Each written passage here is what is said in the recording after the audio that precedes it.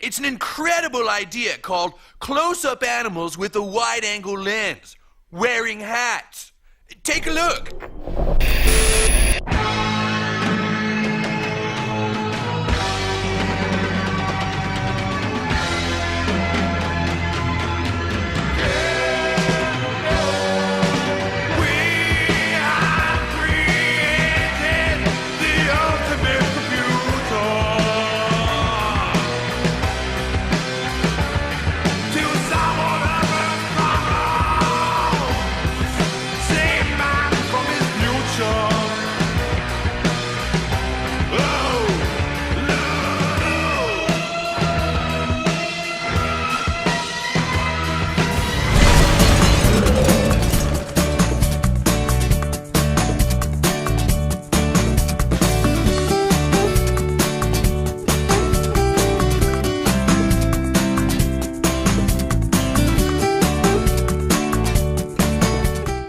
Adaptions!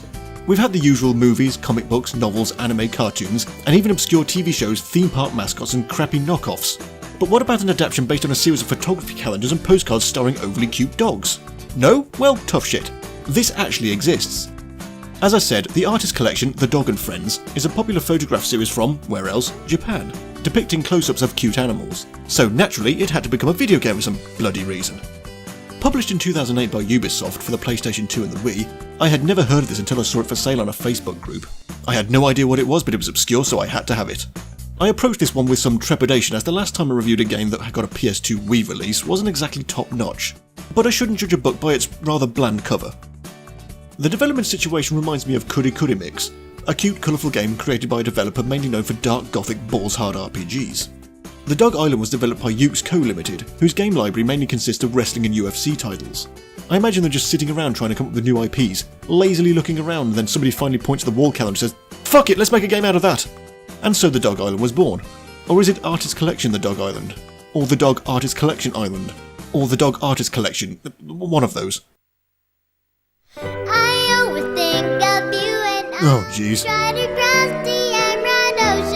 As long as the stars are guiding me, I don't know how much time I need. Well, the first thing you're greeted with is this, but we can skip that.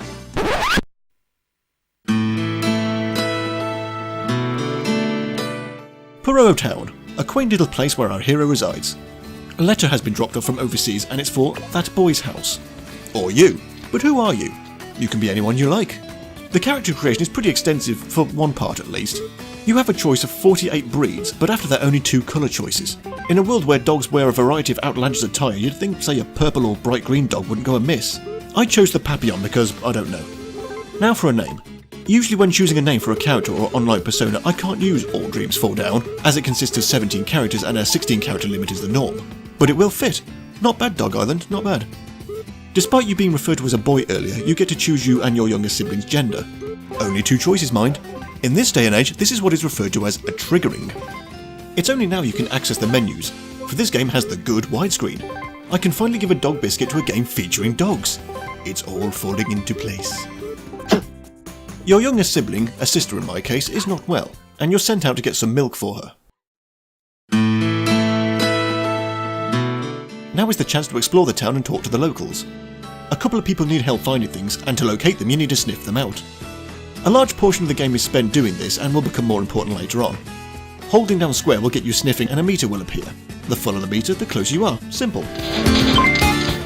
Get that ding and press triangle to dig it up. A lot of things are buried when they have no business being so, but I shouldn't look for realism in a game where one dog is wearing the dog merchandise.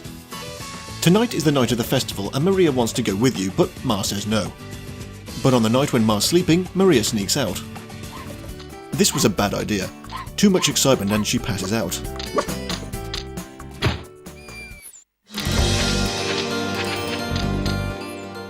Dr. Hill can only do so much, but tells them of Dr. Poton, a more experienced doctor living on Dog Island. Maria is too sick to be travelling, so you volunteer to go by yourself. Ma protests, but there isn't much choice.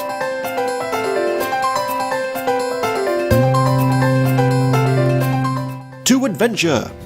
You're taken across the sea by Captain Eldorado and his crew. But it ain't free. You're tasked with swabbing the decks and catching fish, which is one of the game's collectibles, but I'll get on to that.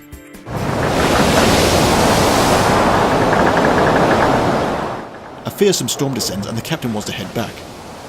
But no, in a cliched act of heroism, you dive overboard and swim the rest of the way.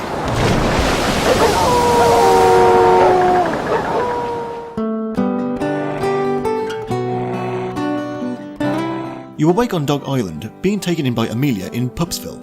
You explain your situation and you're off. The game fully opens up here, allowing you to explore and chat to the locals. The Dog Island is an open-world action RPG of sorts. Plenty of places to see, like Green Meadows and Treely Woods.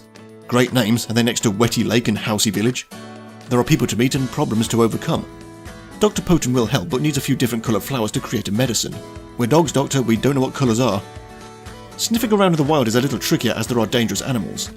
To keep things kid-friendly, there isn't really fighting or death. If an animal carries an item you need or is near its spot, you use your bark. Sneak up when they're not looking and startle them. Like all RPGs, you have free range to wander into people's houses and sniff around like you own the place. There are shops to buy supplies and outfits. The clothing is purely aesthetic though, so I personally didn't bother with it. But what do you pay with? All quest completions are rewarded with woofs. Why woofs? The symbol used is a bone, so why not something tangible like that? Okay, using bones as currency would be a tad grim. But woofs? That's a vocalization. That's like trying to pay for items by shouting hello. That'll be $12.95 for your sushi, sir.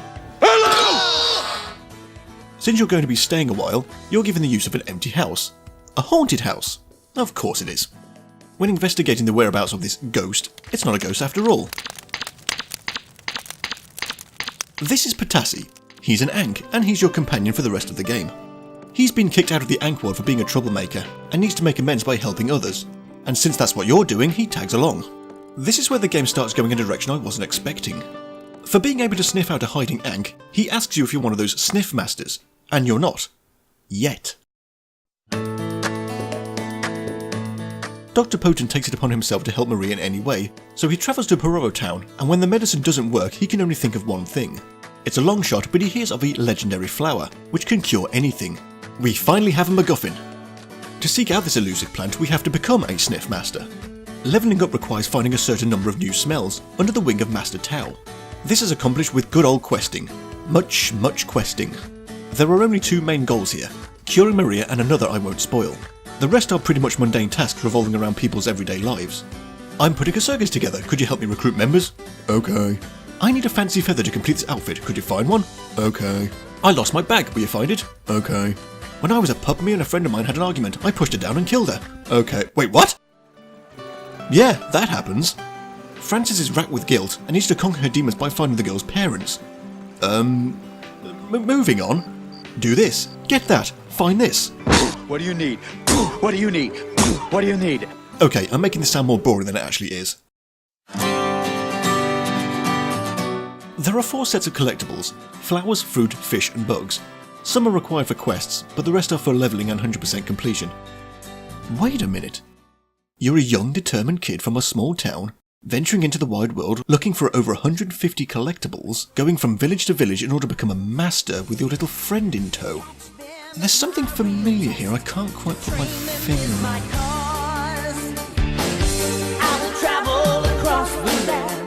And speaking of Pikachu, Potassi, his role in this is far more important. As I mentioned, saving your sibling isn't the only thing at stake here. There's a more foreboding situation looming, far beyond from what I was expecting from a cutesy puppy game.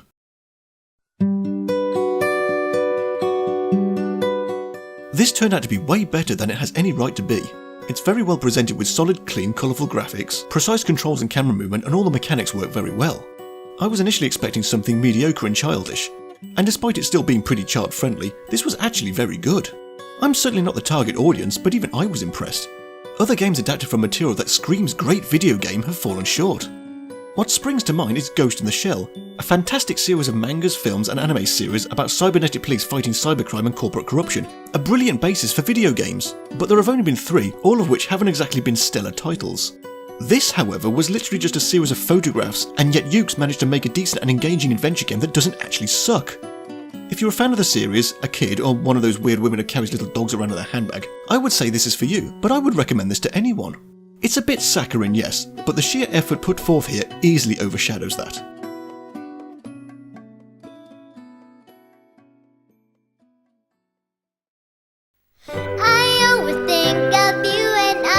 shit, sorry.